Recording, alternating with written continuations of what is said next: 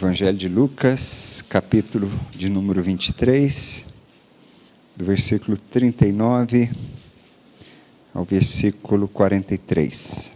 Vamos juntos? Um dos malfeitores crucificados blasfemava contra ele, dizendo: não és tu o Cristo? Salva-te a ti mesmo e a nós também. Respondendo-lhe, porém, o outro repreendeu-o, dizendo: nem ao menos temes a Deus, estando sob igual sentença? Nós, na verdade, com justiça, porque recebemos o castigo que os nossos atos merecem, mas este nenhum mal fez. E acrescentou: Jesus, lembra-te de mim quando vieres no teu reino. Jesus lhe respondeu: em verdade te digo que hoje estarás comigo no paraíso. Amém. Nem sempre é fácil nós encontrarmos cristãos tão sinceros a ponto de expressarem muitas vezes as decepções da sua fé. Joseph Baker, ele é um desses personagens raros que expressa isso. Ele foi um pastor no final do século XIX e até os 68 anos de idade ele jamais havia tido qualquer dúvida em relação à sua crença. Então foi que aconteceu uma coisa trágica na sua vida. A sua esposa faleceu e a sua fé entrou em colapso. Ele escreveu que naqueles momentos quase ele se tornou um ateu. Ele foi muito sincero ao dizer aqueles momentos escuros na sua vida, porque ele começou a considerar a Deus como um Deus que havia colocado como que os pés sobre as suas orações, sobre as suas petições, e tratado ele com um maior desprezo. Foi o que ele sentiu. E eu quero ler aqui um trecho de uma forma tão impactante que ele descreve essa realidade. Ele diz assim, abrindo aspas: se eu tivesse visto um cão em agonias como as minhas, eu teria tido pena e ajudado o coitado. Contudo, Deus cuspiu sobre mim e lançou na desolação, no deserto, na noite escura e sem estrelas. Meus irmãos, Deus, movido pelo seu amor, Deus em Cristo, Ele morreu pelos pecadores, demonstrando que Ele não nos despreza, nem nos trata com indiferença. A cruz é o maior exemplo que nós temos na nossa vida, de podermos lembrar a respeito disso. O coração da cruz é a demonstração da entrega em amor e compaixão de Deus por pessoas que estão no estado de miséria, pessoas que estão na condenação, pessoas no desprezo, pessoas no fracasso, e ali Deus demonstra a sua compaixão, a sua misericórdia, estendendo ali na cruz a sua oferta em favor dessas pessoas. Isso nos leva, meus irmãos, diretamente ao momento da crucificação, esse episódio que nós lemos aqui do verso 39 a 43, em Lucas capítulo 23. É interessante que Jesus está aqui ao lado de dois malfeitores, cada um ao seu lado, um à direita, outro à esquerda, como nos diz o texto. Esses indivíduos, ambos, condenados pelos seus crimes. Um chega a dizer, no verso aqui de número 41, que de fato era justo. O Estado romano não havia errado na condenação desse homem. O Estado de fato havia acertado, porque eles eram criminosos. Eles haviam praticado a iniquidade, eles haviam desobedecido à lei, estavam então pagando pelas sanções que a lei daquele tempo, daquela época, previa. E esses homens, portanto, criminosos, indignos, desprezados por todos, homens fracassados, a escória da sociedade daquela época. É nesse contexto, nessa situação, em que nós encontramos essa maravilhosa declaração de Jesus, que é hoje parte da nossa meditação, como sendo a segunda palavra da cruz. Hoje estarás comigo no paraíso, diz o verso 43.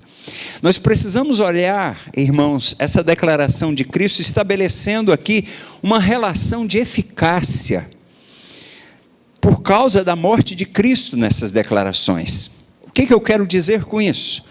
Aqui nós encontramos o efeito esperado da salvação sendo produzido por intermédio das próprias palavras de Jesus àquele homem, aquele malfeitor, aquele criminoso, quando ele diz: hoje estarás comigo no paraíso.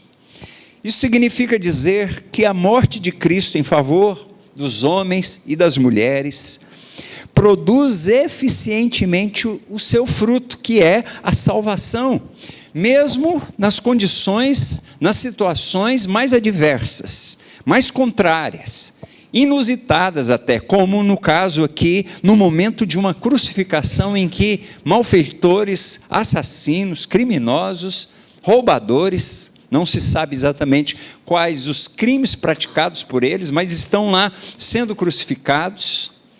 E Jesus, então, lança essa palavra, diz essa declaração.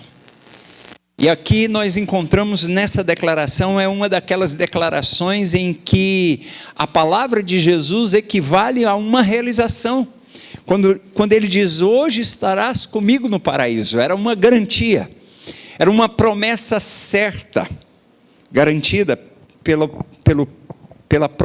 próprio ser que lançava essa promessa. Meus irmãos, quais são os elementos significativos que nós encontramos nessa declaração na cruz? Hoje estarás comigo no paraíso. Do ponto de vista do malfeitor, nós temos na cruz aqui uma espécie de um contraste, eu diria até um contraste extremamente gritante, que eu quero mostrar para os irmãos. Nesse segundo malfeitor, que é o que se arrepende, que é o que demonstra fé em Jesus, que é o que se humilha diante de Cristo, enquanto que o outro, incrédulo, maldizendo, blasfemando, não obteve da parte de Cristo essa promessa. Então aqui, do ponto de vista desse malfeitor arrependido e que pede a misericórdia de Cristo, para que Cristo lembre dele no seu reino, nós temos aqui então na cruz um contraste entre a terra e o céu, porque ele está na terra e a promessa é para que ele herde os céus. Tem aqui um contraste entre o caos do mundo e o paraíso, porque a promessa, inclusive, é dito: hoje estarás comigo no paraíso. Entre o fracasso que certamente foi a vida inteira daquele homem, por isso agora ele está morrendo numa cruz, e o sucesso de um reino que ele herda por causa da promessa de Jesus.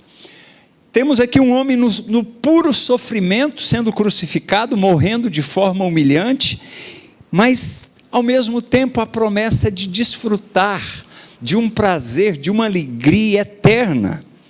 Estão presentes aqui esses elementos muito representativos da nossa condição, da minha e da sua condição, na vida e no mundo. Nós percorremos essas distâncias entre terra e céu, entre caos e paraíso, entre sofrimento e alegria, e aqui justamente representativos por causa do nosso estado, ainda aqui, intermediário, nós chamamos isso doutrinariamente. Nós vivemos uma tensão do que um teólogo famoso disse que se tratava do já e o ainda não. Já salvos, mas ainda não completamente. Já garantido a promessa de Deus em relação ao seu reino futuro, mas ainda não plenamente lá. Vivendo realidades desse reino aqui, mas não de forma completa. Por causa disso, irmãos, nessas circunstâncias é que nós podemos aqui nos identificar com esse personagem, O que é interessante nessas 7 palavras da cruz é que nós temos ângulos bastante diversificados da cruz de Cristo. Talvez você nunca parou para pensar em olhar para a cruz pelo ângulo do malfeitor, do criminoso, desse indivíduo condenado por causa das suas práticas iníquas. E é o que eu quero convidar você a olhar agora para a cruz sobre esse ângulo. O meu objetivo aqui é explorar essa relação entre a cruz de Cristo, explorar essa relação que existe na cruz de Cristo, melhor dizendo, na condição da miséria, condenação e desprezo espiritual que esse malfeitor, que esse criminoso representa, e o paraíso, a alegria, a glória que ele recebe como promessa da parte de Deus. Todos esses elementos aqui juntos, de um lado, a cruz representando justamente o nosso estado e a nossa condição na figura desse malfeitor de condenação e desprezo, e por outro lado a promessa de herdar o reino de Deus, juntos representados nesse homem que está sendo crucificado ao lado de Cristo. Como é que nós podemos explicar essa situação deplorável desse ser humano, miserável, condenado, desprezível, morrendo no sofrimento e na cruz? Nós podemos observar isso, como eu disse, em alguns ângulos que eu quero que você perceba aqui comigo. Primeiro aspecto, o primeiro ângulo, na visão da cruz olhando para o malfeitor, na comparação com a cruz de Cristo ao seu lado, é que a condição de miséria do ser humano é como uma intromissão alheia à boa ordem do mundo criado por Deus.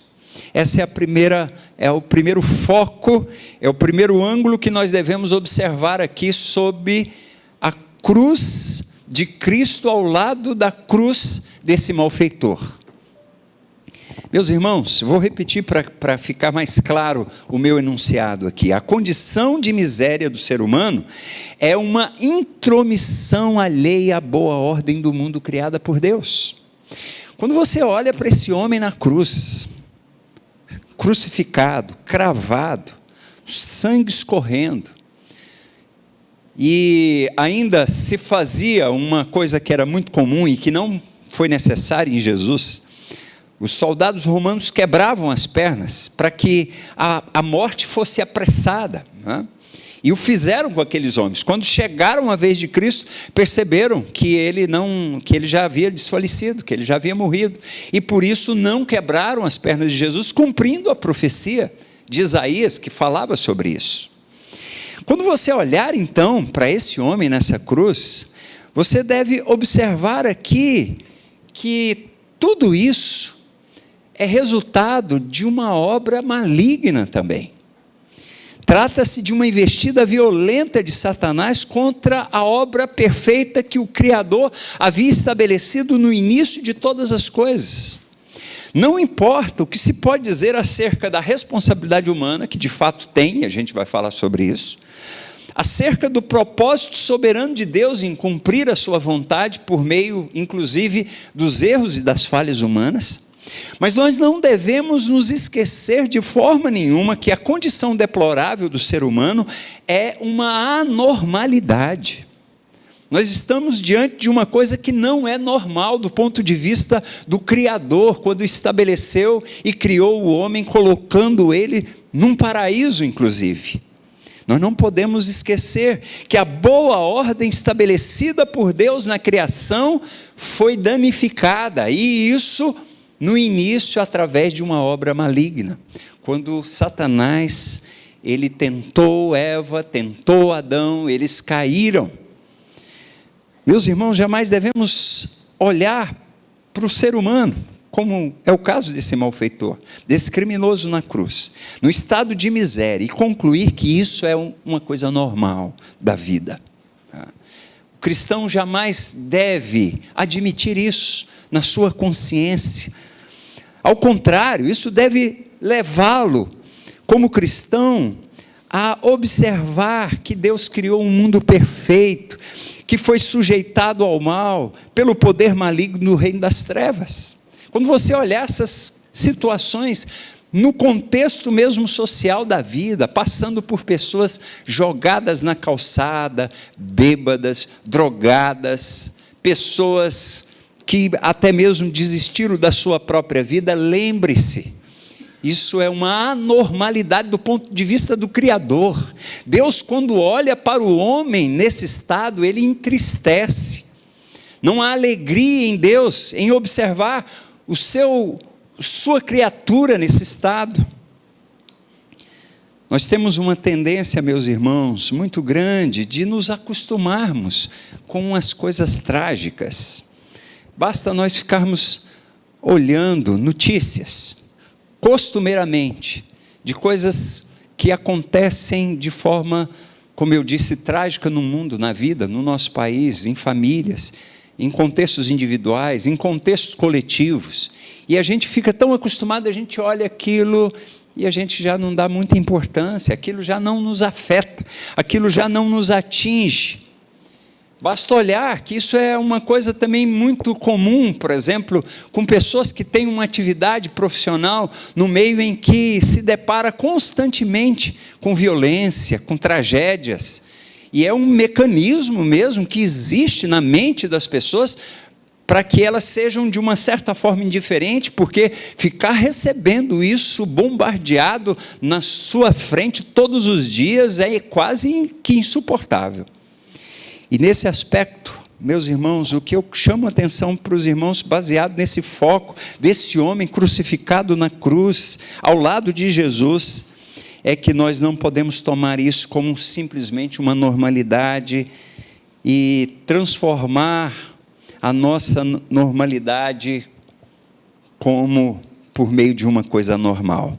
E quando eu falo isso, meus irmãos, eu quero exemplificar aqui através de um episódio que eu li que eu fiquei chocado, sobre a Segunda Guerra Mundial, que os líderes do nazismo, especialmente aqueles que eram responsáveis pelas decisões, eles faziam reuniões familiares entre os líderes, né, daquela força, e nessas reuniões as famílias iam todas para lá, esposas, filhos pequenos, e tinha uma confraternização imensa, eles sentavam numa mesa, jantavam, e eles também tinham uma reunião particular que eles decidiam que milhares de judeus iam morrer. Quer uma coisa anormal se transformando numa normalidade? É um assunto de trabalho. Vamos decidir aqui quantos vão morrer, 100 mil, 200 mil. Essa é as anormalidades se tornando normais. Eles saíam de dentro dos escritórios e beijavam suas esposas, seus filhos. Como é que foi a reunião? Foi tudo bem, foi tudo tranquilo, tudo normal, tudo decidido. Olhe para esse malfeitor na cruz e sempre se lembre que as coisas não eram para ser assim. Isso é uma intromissão maligna. Em vez de ser uma condição normal, é uma condição lastimável de miséria humana. Todas as vezes, não só para o malfeitor, mas quando você olhar isso no seu dia a dia, nunca ria das mazelas humanas. Eu vejo cristãos, muitas vezes por meios e redes sociais, rindo da desgraça alheia. Isso é uma coisa que não deve acontecer com um cristão. O cristão tem que evitar isso de todas as maneiras, porque ele está diante de uma criatura feita à imagem e semelhança de Deus, e vivendo a desgraça por causa de um mundo caído, quando o tentador trouxe isso para dentro da nossa realidade. O apóstolo Paulo, melhor dizendo, o apóstolo Pedro, meus irmãos, em Atos capítulo 10, verso 38, quando ele está fazendo o seu discurso, sua pregação na casa de Cornélio, e ele está falando sobre a obra de Cristo, que foi para resgatar as pessoas da opressão do maligno, e ele diz assim, Deus ungiu a Jesus de Nazaré com o Espírito Santo e com poder, o qual andou por toda parte, fazendo bem, curando a todos os oprimidos do diabo. É essa a situação do nosso mundo. São pessoas que estão oprimidas por causa de Satanás e do diabo. Segunda perspectiva, segundo ângulo que nós devemos ter da cruz de Cristo e ao lado dela a cruz desse malfeitor ou dos malfeitores, embora um se arrependeu e o outro não, é que o estado de condenação do ser humano é consequência de sua própria escolha pelo pecado. A primeira que eu disse, que todo estado de miséria humana, de total degradação que o ser humano possa viver hoje, é resultado, em primeira mão, da ação do maligno, desde a origem do mundo. Isso não tira de nós essa segunda consideração, que a condenação que o homem recebeu é por causa da consequência da sua escolha. Ele escolheu pecar. Quando você olhar para esse malfeitor na cruz, lembre-se disso, ele está ali por causa do pecado que ele praticou, em dois aspectos. Um aspecto em relação ao Estado, porque ele cometeu um crime. Ele fez o que a lei humana, do ponto de vista romano, a pessoa não deveria fazer. Mas também ele está ali morrendo, e a morte é resultado disso, por causa da sua transgressão diante da lei de Deus. Então, essa é a perspectiva que nós encontramos aqui. Que perante a lei de Deus, meus irmãos, inclusive, que originalmente o ser humano, ele é condenado por Deus à morte por causa do pecado, com base na condenação que foi feita sobre Adão. Nós pecamos juntamente com Adão. Você e eu estávamos lá em Adão, porque Adão era o nosso representante, o que nós dizemos na nossa doutrina, cabeça federativo da humanidade. E ele então representava a mim e a você. Mesmo que você não fez essa opção, essa escolha, foi uma determinação de Deus. Porque lá em Romanos, capítulo de número 5, verso de número 12, diz que assim como o primeiro Adão, que foi o Adão carnal, terreno, ele transgrediu e com ele todos transgrediram e morreram, assim também com o segundo Adão, que é Cristo, ele obedeceu e morreu pelos pecadores, e por eles também todos receberam vida e libertação. Então, se você negar que o pecado de Adão é o seu pecado, como é que você vai poder considerar que a morte de Cristo é a sua morte? Como é que você vai considerar que a salvação em Jesus é a sua salvação? Romanos diz que está na mesma linha, em pé de igualdade as duas considerações. Veja, meus irmãos, o sofrimento por causa da condenação humana sobre o pecado é uma consequência na vida do ser humano que ele paga vivendo aqui nesse estado. A Bíblia diz que em última instância, até mesmo as nossas enfermidades, elas são resultados do castigo de Deus.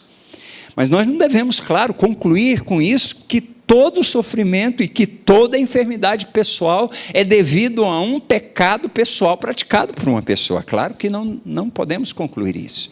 O que nós estamos falando é que por causa do pecado, numa ordem universal, vieram também as mazelas, como enfermidades, como as dores, como as opressões, como as explorações e etc. Nossas mazelas podem também ser provocadas pelos pecados dos outros, não só pelo seu pecado pessoal, individual, mas por causa da presença do pecado no mundo, você pode sofrer por causa da maldade de alguém, como acontece, por exemplo, quando crianças sofrem nas mãos de pais desamorosos, irresponsáveis, ou quando refugiados sofrem por causa da crueldade de guerras. Olhe para esse malfeitor na cruz, olhe para esse criminoso. Sua morte, então, tem, como eu disse, essas duas razões: a condenação do Estado pelo seu crime praticado e a condenação de Deus, porque ele também era um culpado em Adão, como eu e você. Observe que nesse aspecto, ele está pagando pela sua culpa, em dois aspectos, pelos seus crimes ao Estado romano, mas também está pagando através da sua morte, no momento da sua morte, por causa da sua transgressão diante de Deus. Olhe para ele, olhe para esse malfeitor, lembre-se que eu e você estávamos sob essa condenação, sobre esse juízo de Deus, pelo nosso pecado. Nesse aspecto, nesse segundo aspecto, não há diferença entre ele e cada um de nós aqui. Outro ângulo, mais um e último ângulo que eu quero que nós olhemos para a cruz, para o episódio da cruz, a cruz de Jesus e a cruz desses malfeitores crucificados aqui com ele. O terceiro aspecto, o terceiro ângulo é que o desprezo humano é uma condição de possibilidade para que se manifestem a glória e as obras de Deus na vida humana. Observe isso. O próprio desprezo humano, no pecado, na queda, estando em miséria, pela influência do próprio maligno, que trouxe tudo isso ao mundo e à vida, é uma condição de possibilidade, por causa da graça de Deus, para que se manifestem no homem a glória e a obra de Deus. É isso que nós precisamos olhar para esse malfeitor na cruz, como um indivíduo que agora recebe da parte de Deus a possibilidade de ver nele a manifestação plena da glória e da obra de Cristo. Embora, meus irmãos, a maior parte do desprezo humano seja causada pelo pecado humano, como nós já comentamos aqui, nós podemos também lembrar que existem outros infortúnios, não é verdade? Tragédias causadas por tempestades, por furacões, por tsunamis, por vulcões e etc. Por causa disso, por causa dessas tragédias, e eu quero explorar um pouquinho isso aqui agora, há muitas pessoas que insistem que todo esse estado desprezível da humanidade, em meio ao caos do próprio mundo e da natureza, é uma coisa completamente sem sentido para os homens. Ou seja, algumas pessoas dizem que esse infortúnio vindo pela fúria e pela força da natureza, mostram ou demonstram que o sofrimento do ser humano é uma coisa sem propósito, é fortuito, é casual, é uma coisa que não tem nenhum sentido e que nós não podemos detectar absolutamente nenhum propósito em o ser humano sofrer. O existencialismo apregou isso e várias outras pessoas no nosso dia a dia pensam dessa forma, acreditam dessa forma. O cristão não pode seguir esse beco sem saída, meus irmãos. Nós não podemos ter uma visão pessimista ao ponto de achar que tudo aqui ocorre de forma sem nenhum propósito, sem nenhum objetivo.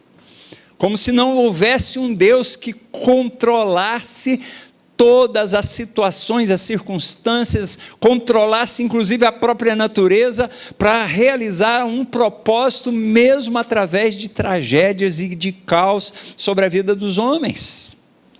Já imaginou? Aquela tsunami, que ano que foi? 2004? Aquela na Indonésia? Quantas mil pessoas que morreram? Tudo por nada. Aquilo lá não teve propósito nenhum na vida de nenhum ser humano daqueles. Essas tragédias recentes, essas chacinas em escolas que nós assistimos, essa em Minas Gerais, por causa daquela barragem. Meus irmãos, o cristão não pode assumir essa postura. Jesus, ele mencionou o desprezo da humanidade como sendo tanto para a glória de Deus, como para que se manifeste as obras de Deus. E João capítulo 9, verso 3, quando Jesus está saindo com os discípulos, ele se dá de cara com um jovem, um rapaz, nós não sabemos exatamente a idade, sabemos que era uma pessoa nova, que era cega de nascença. Isso chamou a atenção do sofrimento daquele moço. nunca tendo a oportunidade de ver qualquer coisa na vida. E eles se compadeceram e disseram: quem pecou? Foi ele ou foi os seus pais? Por que essa tragédia aconteceu na vida desse rapaz? E o que Jesus responde? Nem ele, nem os seus pais, mas para que se manifeste nele as obras de Deus. É para isso. Veja como Jesus mostra de forma diferente, que há propósito no sofrimento, há propósito na miséria humana, na situação desprezível, no caos humano. Isso significa que Deus, Ele está manifestando sua glória nesse desprezo completo dos seres humanos, como Ele fez por meio de Cristo. Ele fez isso em Jesus. O texto citado pelo Tiago aqui em Filipenses capítulo de número 2, é um dos textos clássicos para mostrar isso, que Jesus, Ele esvaziou da sua glória, assumiu uma figura desprezível da humanidade, para que nós pudéssemos receber da sua graça. Paulo também diz a mesma coisa de uma forma um pouco distinta, em 2 Coríntios, capítulo de número 9, quando ele diz assim que Jesus, Ele se fez pobre por amor de vós, para que na sua pobreza nós nos tornássemos ricos. É essa a condição aqui da cruz, meus irmãos, porque Deus, Ele fez isso no próprio Jesus. E aqui então nós temos a cruz de Cristo como a esperança da glória final na vida das pessoas. Eu quero que você olhe de novo para o criminoso na cruz, para o malfeitor. Ele está sendo lá crucificado, como nós já vimos, na miséria absoluta do ponto de vista humano, miséria que eu falo não só em termos materiais financeiros, miséria humana, daquela condição deplorável do ser humano. Nós vimos que ele também estava sendo condenado pela culpa, 2 culpas inclusive, por causa da transgressão dele diante da lei do Estado romano e por causa da transgressão dele diante da lei de Deus. E também aqui agora nós percebemos, lá nesse episódio, olhando para a cruz, Jesus Cristo dando a ele uma promessa. Ele está recebendo uma promessa. Isso se constitui uma bênção, irmãos. Uma bênção sempre é uma promessa da parte de Deus. Uma bênção nunca é uma coisa material. A gente usa isso de uma forma coloquial, comum, corriqueira, né? Eu recebi uma bênção. Você conseguiu pagar uma dívida, você conseguiu comprar um carro que você queria, você conseguiu comprar uma casa que você queria, você conseguiu um emprego que você desejava. Aí a gente diz, isso é uma bênção, mas segundo as Escrituras, isso não constitui propriamente uma bênção. Uma bênção é uma declaração de Deus a nós. Por exemplo, quando Deus diz, na declaração de Deus a Cristo: tu és o meu filho amado em quem eu me comprazo. Isso é uma bênção. E essa declaração também é transferida para nós, como sendo co-herdeiros com Cristo. Da mesma forma, essa palavra aqui na cruz: hoje estarás comigo no paraíso. Lembra que eu falei que a cruz nos mostra essa relação, tanto de condenação, de miséria, de desprezo, mas ao mesmo tempo de paraíso, de alegria, de sucesso, de vitória. E aqui esse homem está recebendo isso da parte de Cristo. É essa esperança promovida por essa promessa que torna o desprezo humano, a condenação humana, a miséria humana, algo suportável, meus irmãos. Se lá na cruz, esse homem sendo crucificado, quando ele ouviu aquilo, já foi como um bálsamo sobre a vida dele, de tudo quanto ele viveu, de tudo quanto agora ele esperava, e de repente vem essa grata surpresa, de uma promessa que ele herdaria um reino. Ele seria não miserável, mas rico. Ele não seria não um fracasso, mas um vitorioso. Ele seria não um indivíduo completamente jogado ao caos, mas no paraíso. Isso aqui é que é enriquecedor. O que é o paraíso, meus irmãos? Que Jesus está descrevendo aqui. Nós chamamos ele, como bem disse aqui, lendo o texto de Apocalipse, né? Como pelo reverendo Gil, chamando de céu, e de fato. Mas o que constitui ainda propriamente esse céu e esse paraíso? É a glória de Deus como destino final daqueles que creem em Jesus. É a sua glória. É ter a oportunidade de experimentar essa glória frente a frente. É a promessa de vermos a Deus face a face. É essa a condição que experimentaremos no paraíso. Mas tem uma outra coisa aqui que Jesus promete, além do paraíso, nesse versículo. Jesus promete a ele não somente o paraíso, mas também a sua própria presença. Olha a declaração: hoje estarás comigo, eu vou estar com você. É aquela declaração de Jesus também lá em Apocalipse, né? Eu entrarei em sua casa, cearei com você e você comigo. É comunhão plena, é presença de Deus ao seu lado. Isso é que torna o céu mais significativo. Isso mostra a obra de Deus em favor dos seres humanos, para convencê-los, para transformá-los, para oferecer-lhes um novo sentido por meio da sua presença na glória, nem que seja o último instante da vida desse homem, como é o caso desse malfeitor. Eu já ouvi várias histórias de pessoas que se converteram assim a poucos instantes antes de morrer, se arrependeram, disseram: eu aceito, eu quero, eu recebo essa fé, e é o que basta, não é mérito. O indivíduo, algumas pessoas me dizem assim, mas a pessoa fez a maldade a vida inteira, então no último finalzinho da vida dela, ela se arrepende, ela é salva. Isso é injusto. É injusto se a gente pensar do ponto de vista do mérito humano, mas como não é mérito dele, é graça de Deus, não há nenhum tipo de injustiça nisso, não é? É a graça de Deus. Também o contrário é verdade, tem pessoas que não se arrependem nem no último momento, no último instante de vida. Eu lembro de um pastor, foi professor meu no seminário há muitos anos, o Dr. Eber, reverendo Eber, e ele contou um episódio que tinha acontecido com ele lá na primeira igreja de Anápolis, quando ele era pastor lá.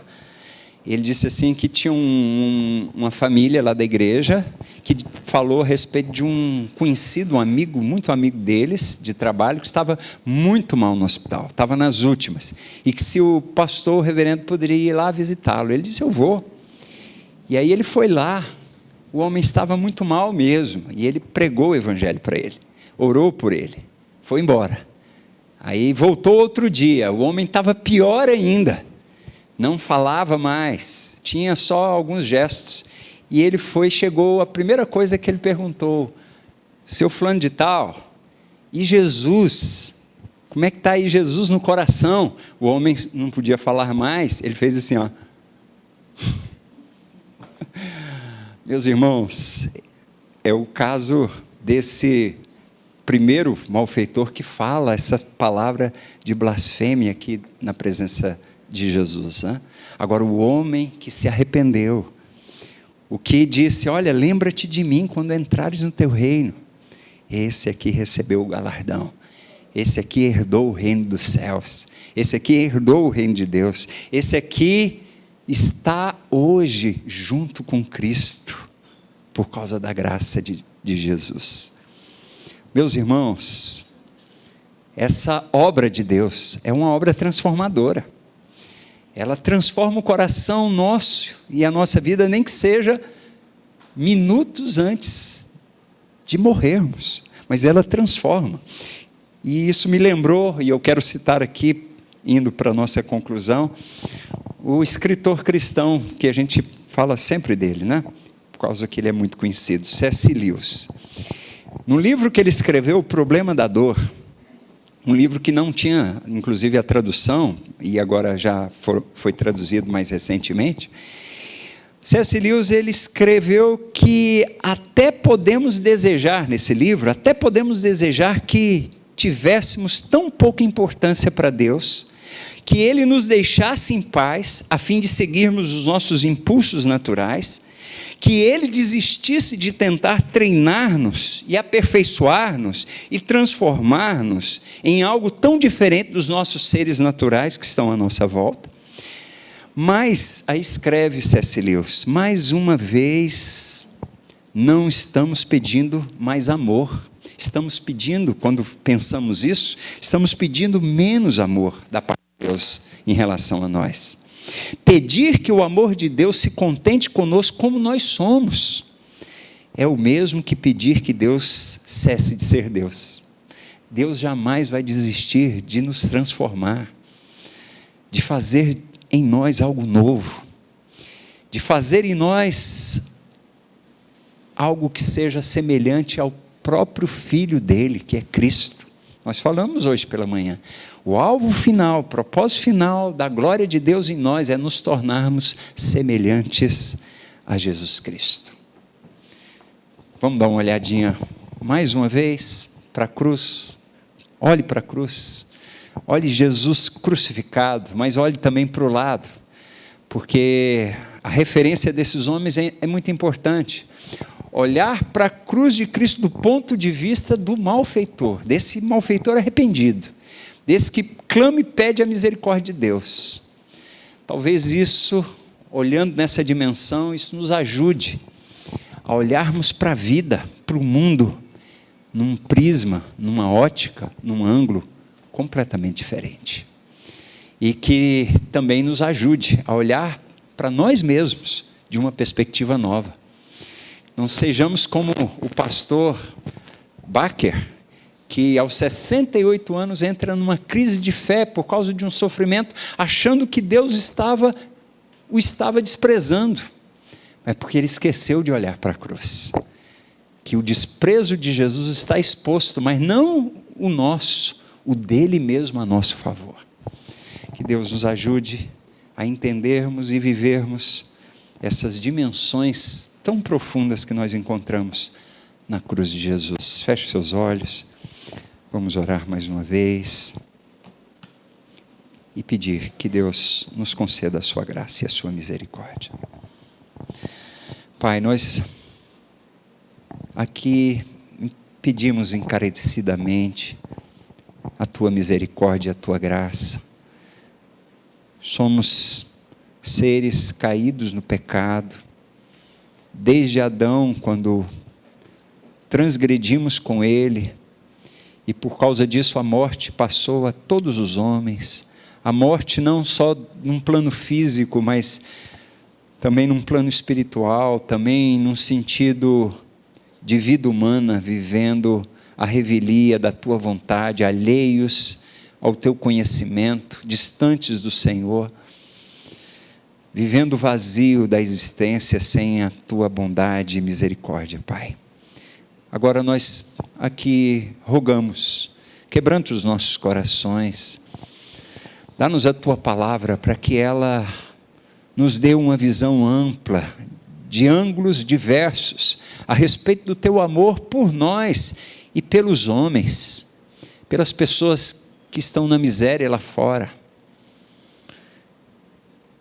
Uma condição de misericórdia por aquele esposo que agride a sua esposa, por aquela mulher que maltrata os seus filhos, por aquele indivíduo que rouba a casa dos outros e até agride e mata as pessoas. Nós não estamos aqui rogando ao Senhor que tu não faças justiça. É necessário a tua justiça sobre os homens, em todos os aspectos, usando inclusive o poder do Estado para isso, mas que o Senhor nos ajude a ter uma visão ampla, naquilo que Jesus Cristo mesmo ensinou, do que significa dar a face a quem nos fere, do que significa nós não sermos vingadores pessoais daqueles que nos fazem mal, mas ao contrário, sermos como o Senhor, de perdoar inclusive até os nossos inimigos. Ó Pai, ajuda-nos, nós somos tão pequenos para essas realidades, e que somente a tua graça para nos transformar, através da cruz de Cristo, como é o teu propósito, para que isso seja realidade também na vida de cada um de nós.